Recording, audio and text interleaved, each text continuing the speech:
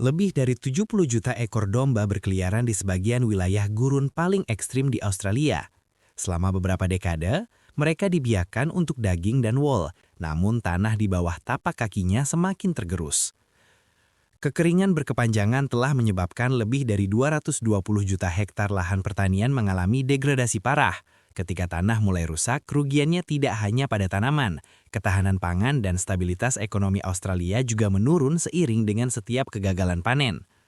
Dalam keputusasaan, negara ini mencoba berbagai solusi yang dikenal untuk menyelamatkan tanah, dari penggunaan irigasi dan pupuk yang lebih banyak hingga rehabilitasi tanah yang mendalam.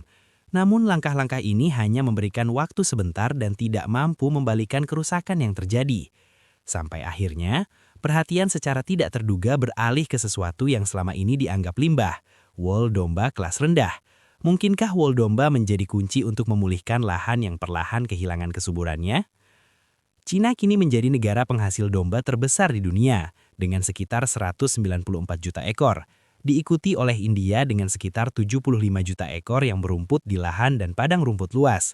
Namun nama yang membuat banyak orang berpikir ulang adalah Australia, sebuah negara yang menghadapi krisis degradasi lahan meluas, namun tetap membudidayakan lebih dari 70 juta ekor domba.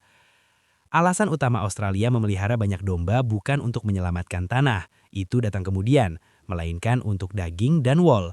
Pada periode 2024-2025 saja, Australia mengekspor 657.000 ton daging domba, naik 50% dibanding 10 tahun lalu. Keunggulannya terletak pada efisiensi. Peternakan domba Australia menghasilkan daging 5 hingga 10 kali lebih banyak per jam kerja dibanding sebagian besar negara di dunia.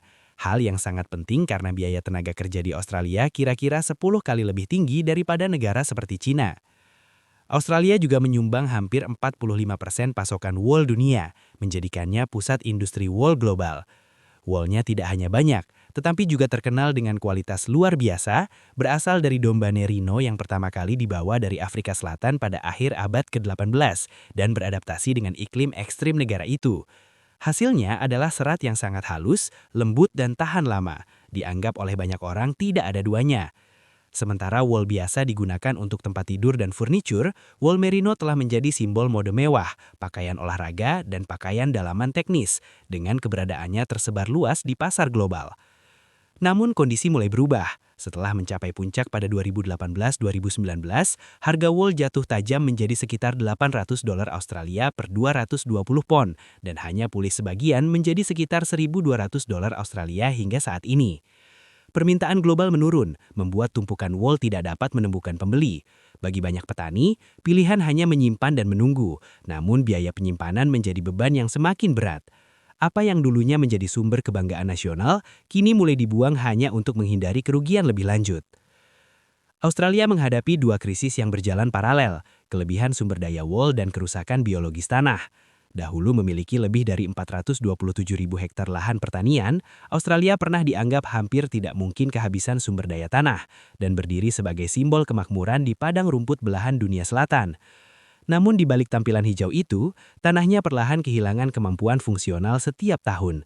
Di New South Wales, jantung pertanian negara itu, kadar karbon organik tanah turun 3,1% hanya dalam 14 tahun, 2006-2020, menyebabkan daya tahan air yang lebih buruk, mikroorganisme tanah yang berkurang dan hilangnya fondasi biologis yang dibutuhkan akar tanaman untuk tumbuh.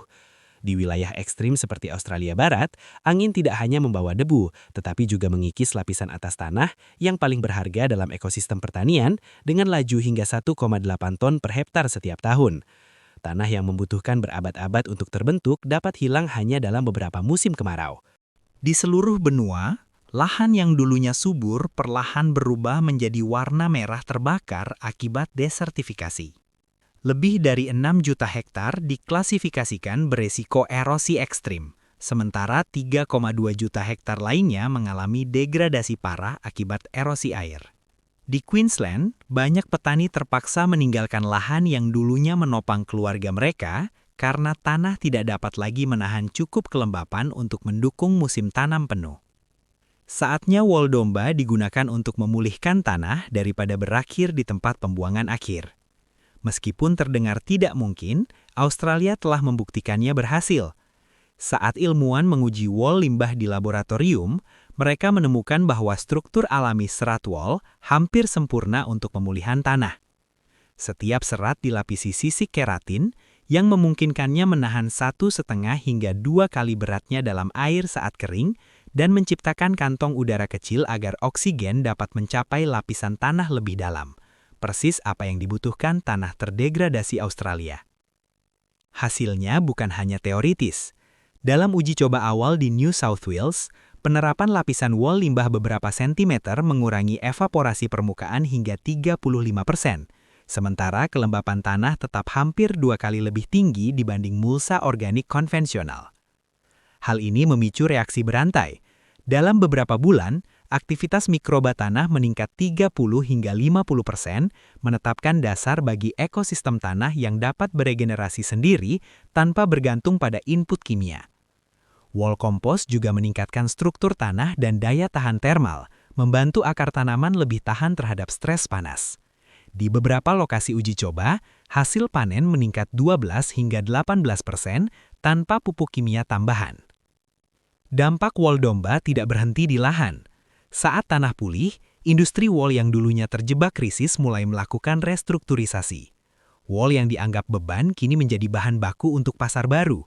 Pada tahun 2024 saja, negara bagian Victoria mencatat lebih dari 40 perusahaan rintisan yang berfokus pada daur ulang dan pengolahan wall limbah, menciptakan sekitar 2.500 lapangan kerja baru di daerah pedesaan, wilayah yang paling terkena dampak kemunduran industri wall tradisional. Wall tidak lagi hanya dihargai oleh pasar mode fluktuatif, tetapi juga oleh permintaan stabil dari sektor pertanian dan pemulihan tanah. Secara ekonomi, perubahan ini sangat transformatif. Dari setiap 1 ton wall limbah, dapat dihasilkan hampir 900 kg wall pellet dengan nilai kira-kira 3 kali lebih banyak daripada wall mentah. Apa yang dulunya dibuang, kini menjadi bagian inti dari rantai nilai senilai miliaran dolar yang mendukung ekosistem bisnis baru.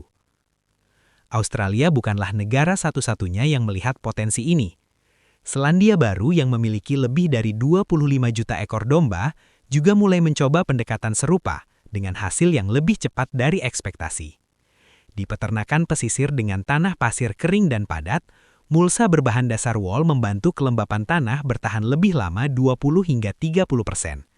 Di lahan basalt Pulau Utara, mikroorganisme tanah mulai kembali, tanda bahwa tanah perlahan mendapatkan kembali fungsi biologis intinya. Hasil ini menarik perhatian dunia bisnis Selandia Baru. Di Wellington, perusahaan rintisan Wool Chimney mengembangkan teknologi yang mengubah wall limbah menjadi pelet polimer berbasis hayati dengan kapasitas penahan air luar biasa, membuka aplikasi di luar pertanian tradisional. Di Marlborough, wilayah penghasil anggur terkenal, petani yang menggunakan mulsa wall melaporkan pengurangan hingga 25% dalam kebutuhan irigasi selama kemarau berkepanjangan. Apa yang dimulai sebagai eksperimen lokal, kini menjadi alat pemulihan tanah yang dapat beradaptasi dengan berbagai ekosistem. Di Amerika Serikat, di mana skala peternakan domba lebih kecil, wall memasuki sektor pertanian dengan peran yang berbeda. Masalahnya, bukan pasokan berlebih melainkan permintaan. Semakin banyak petani yang ingin beralih ke pertanian organik, namun kekurangan sumber nutrisi alami stabil untuk menggantikan pupuk kimia. Wall muncul sebagai solusi tidak terduga. Di California, Colorado, dan Vermont, petani mencampurkan pellet wall ke dalam tanah sebagai sumber nitrogen lepas lambat dengan hasil yang cepat dan jelas. Dalam 2 bulan, pencucian nitrogen turun 15 hingga 22%, sementara kelembaban tanah bertahan lebih lama 18 hingga 25% dibanding lahan kontrol. Manfaat ini datang tanpa kompromi. Wall tidak menyebabkan kejutan nutrisi, tidak mencemari air tanah, dan tidak mengganggu komunitas mikroba tanah. Akibatnya, pellet wall diterima sebagai solusi bersih yang memenuhi persyaratan kinerja, asal-usul, dan keberlanjutan.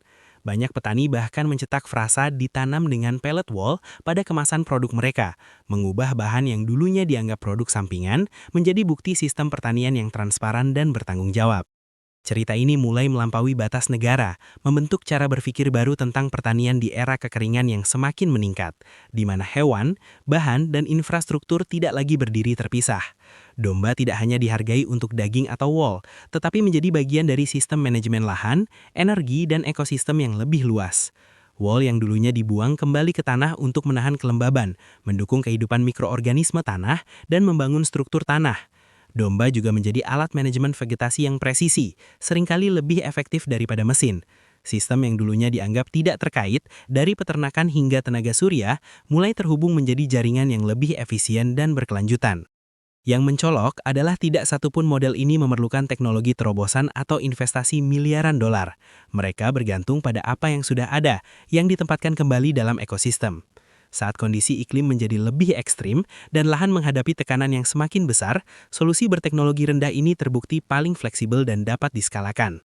Pelajaran terpenting bukan hanya milik Australia, Amerika Serikat atau Selandia Baru, melainkan sebuah pertanyaan yang lebih luas. Di dunia yang kehabisan sumber daya, apakah kita mengabaikan solusi yang sudah ada di sekitar kita?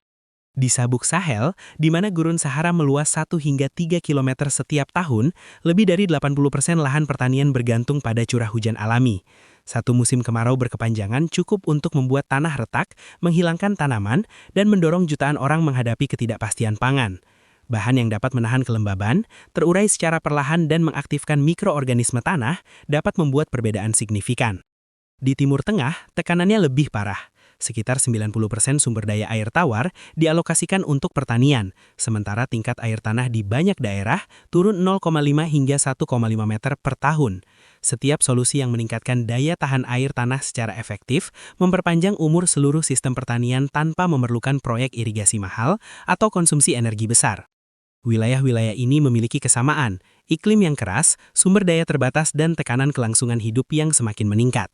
Justru dalam kondisi ini, solusi sederhana, bersumber lokal, dan dapat diskalakan terbukti paling efektif.